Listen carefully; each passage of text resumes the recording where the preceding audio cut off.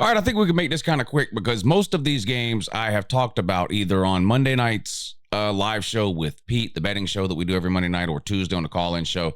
So I'm going to kind of skim through some of these here, but I've got some potential upset picks for you this weekend. Now, nothing major. I mean, you do have Ohio State and Penn State playing, and they're both highly ranked. So in that case, you are going to get a highly ranked team that loses. But just for example, like Kentucky at Tennessee, I don't see Kentucky winning that game. And I really don't see any game out there like that I think will happen. Some highly ranked team losing out of the blue to a perceived nobody. Not calling Kentucky a nobody. I just mean it's a 17.5 point game. Florida beating Georgia. Don't see that happening. But there are some on here that I think have a strong potential for upset. And one of them does have conference title implications. A couple of them actually have conference title implications and potential playoff implications. But the one I want to start with, number 19, Ole Miss on the road at Arkansas, and Ole Miss is favored by 8. I think Arkansas can win this game outright. They've played well at times offensively this season, Arkansas has. Now, they've also had several games where they've made just some of the most boneheaded coaching and playing decisions that you'll ever see. The Oklahoma State game is etched and burned in my memory forever from earlier this year. I think it was week 2, that Arkansas-Oklahoma State game. Remember, Arkansas had 650 yards of offense and just kept finding ways not to win in the fourth quarter. So that obviously concerns me with this pick here. But Ole Miss just has not played well really since the first month of the season. They started off red hot. They were undefeated. They were ranked very high. They got all the way up into the top 10.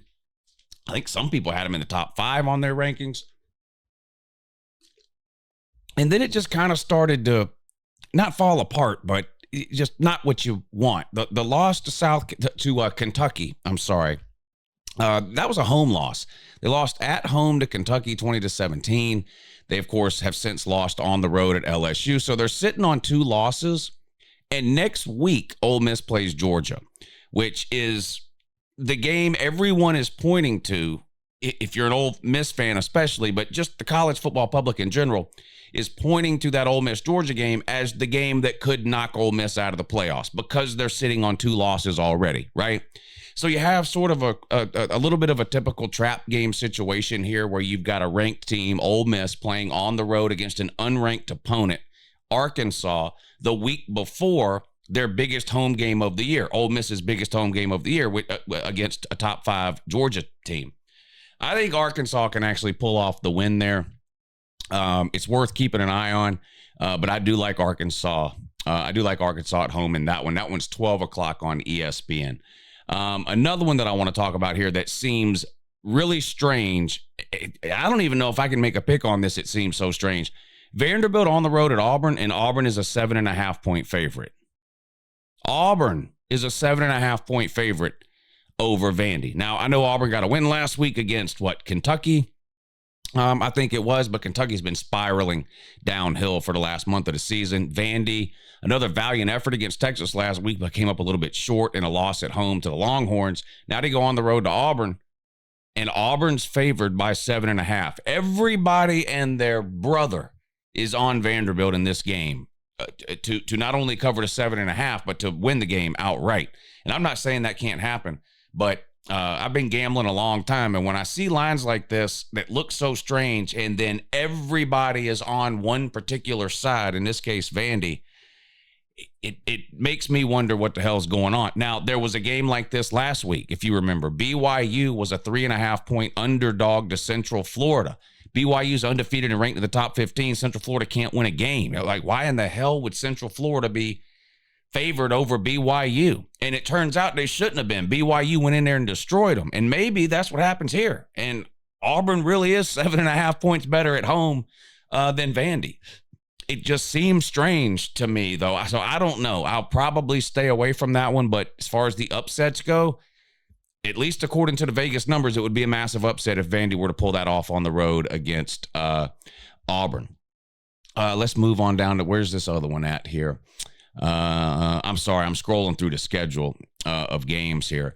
Now, this one, I I'm going out on a limb here, and I know I am. Texas A&M on the road at South Carolina. Monday night on the Lunch Money Show with me and Pigskin Pete. This was my underdog pick of the week. I think South Carolina is going to beat Texas A&M at home this weekend. Texas A&M had a tough game last week. Now they won. They beat LSU, ran away with it in the second half. They've made a quarterback change, at least maybe. Maybe they play both. They really haven't announced what they're going to do with Wegman and Reed there at QB. Everybody has their own opinions in terms of who's better or who should be playing. Reed obviously gives them an added element with what he can do with his legs and running around and scrambling and extending plays. But he completed 2 passes last week against LSU. So it's not like he's come out and just thrown the ball all over the field. And South Carolina's got a really good front four. They've got a good front seven, particularly their front four has been dominant multiple times this year in multiple games. And here's the thing with South Carolina. You look at their record and it's not great, and they're not going to finish with a great record, but they're going to be a really good example of a team who I think is significantly better than what their record indicates at the end of the year.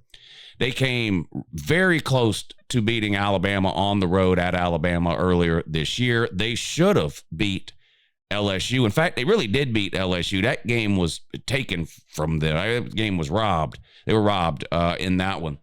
The Ole Miss game, that one kind of got away from them early. That's kind of the one sort of head-scratching game you look at, and you maybe think they could have found a way to keep that one closer. But again, that one got away from them early, and they just were never able to recover there. But it does seem like South Carolina is trending towards pulling off one of these things. And if they're going to do it, we're running out of time. We're entering the last month of the season here. They'll get another crack at a very highly ranked team. They got to play, of course, Clemson at the end of the year.